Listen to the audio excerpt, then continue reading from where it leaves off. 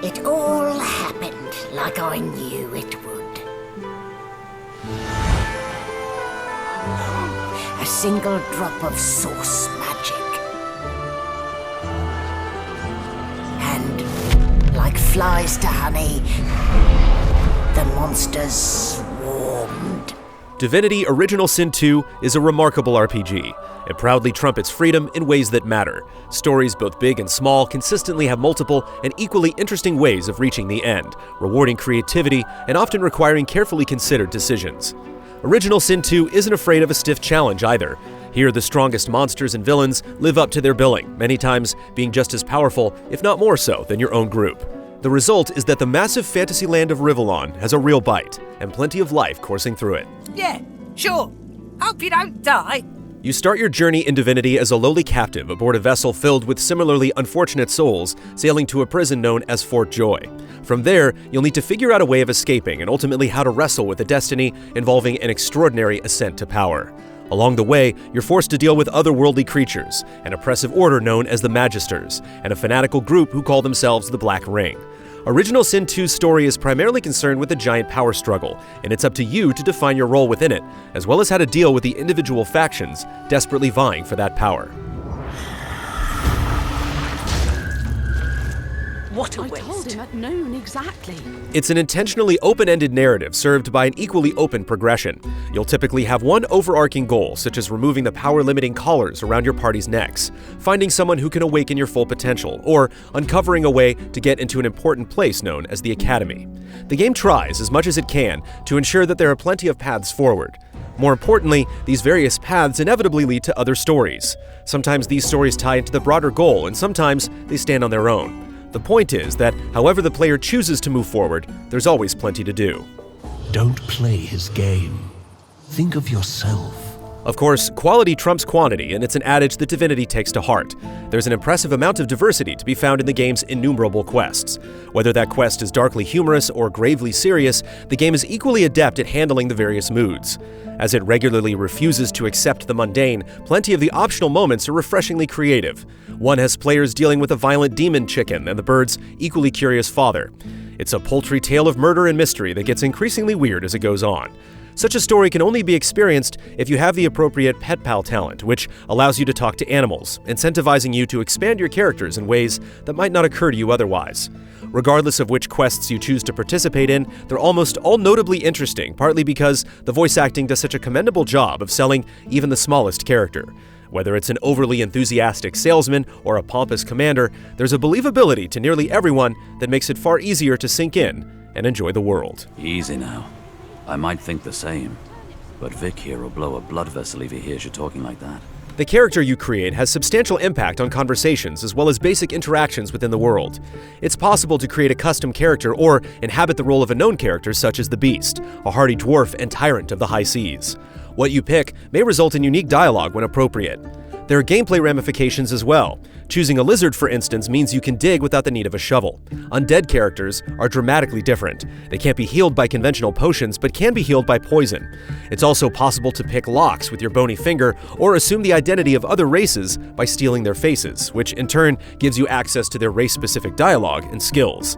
The game goes out of its way to not only make character creation interesting at the outset, but to also make you feel good about your decision by regularly providing options that reward whatever character was chosen. Beast.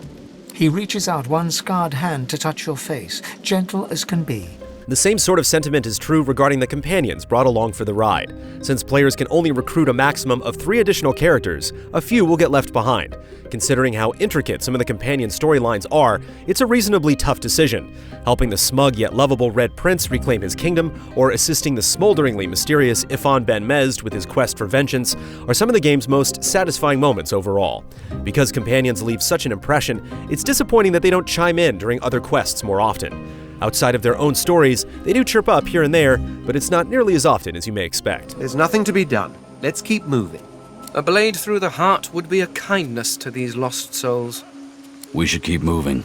We don't want to end up like them. Although there's enough cause to seek out optional stories simply because of how intriguing they are, the game provides plenty of more practical reasons as well. Many quests reward you with powerful and sometimes even unique gear. Figuring out what exactly to do with the gear is a careful yet enjoyably obsessive balancing act. Equipping one piece over another can mean sacrificing certain skill or stat bumps for the sake of defense, or vice versa. You would attack the Majesties directly? Are you so eager to die, Seeker? The reason you'll be eagerly chasing after every possible advantage is because of how unforgivingly brutal combat can be. At the most basic level, things are easy to understand. Movement, skills, and basic attacks all share the same pool of points. After expending these points, that character's turn ends. Positioning is crucial during these fights for several reasons. It's possible to do extra damage from high ground. Many skills and spells are devastating attacks that can stun, knock down, poison, or inflict any number of terrible conditions on a group caught bunched together. Oil can be flung at enemies to slow them down, and it can be lit on fire to create enormous blazing areas that opponents must either navigate around or pass through at the cost of significant damage. Equally dangerous hazards can be made by combining water and lightning, or by splattering poison across the ground.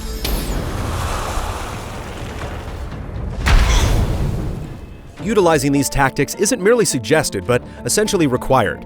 Refusing to impair enemies or use the terrain to your advantage can result in swift death.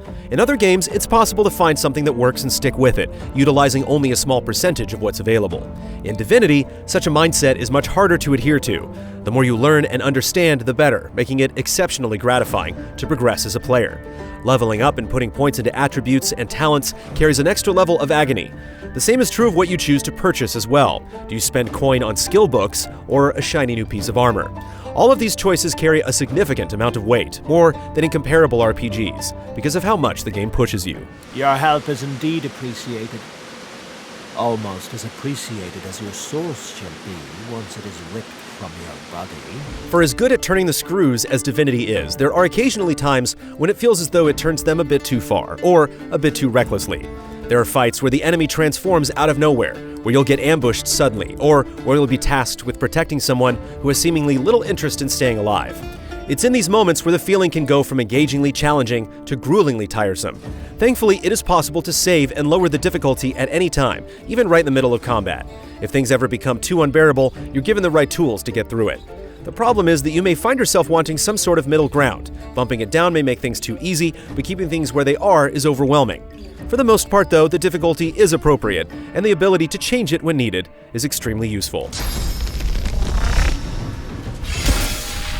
As enjoyable as the game is solo, it's made even better with the addition of friends. It's possible to play cooperatively through the entire game, which, as expected, changes the flow of things. While someone converses with the character, the others can listen in, or they can go off on their own. Being able to cover a lot of ground simultaneously is a huge benefit. Plus, getting through a tough battle by the skin of your teeth feels fantastic by yourself, but is made even more momentous with a friend in tow.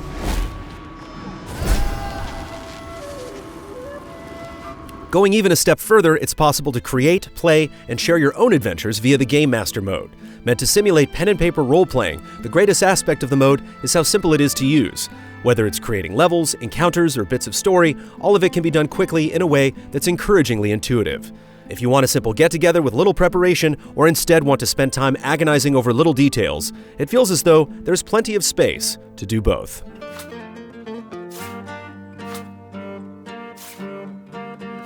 If Divinity Original Sin 2 had only been an enormous single-player RPG, it would still be far better than most of what you could compare it to.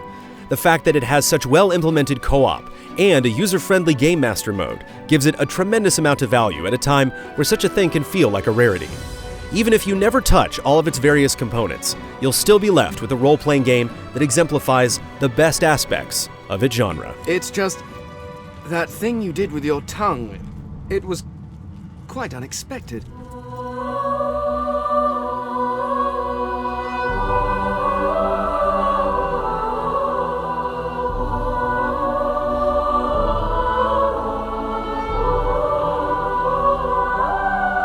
Easy Allies reviews are made possible by generous viewers just like you. If you like what you see, check out patreon.com/easyallies to see our other videos, and consider becoming a patron to help us make more. Behold, it is I, the magic cockerel. Waka! What is this? Papa? Papa! Papa? Well? You brought him here. You work it out. I've got book...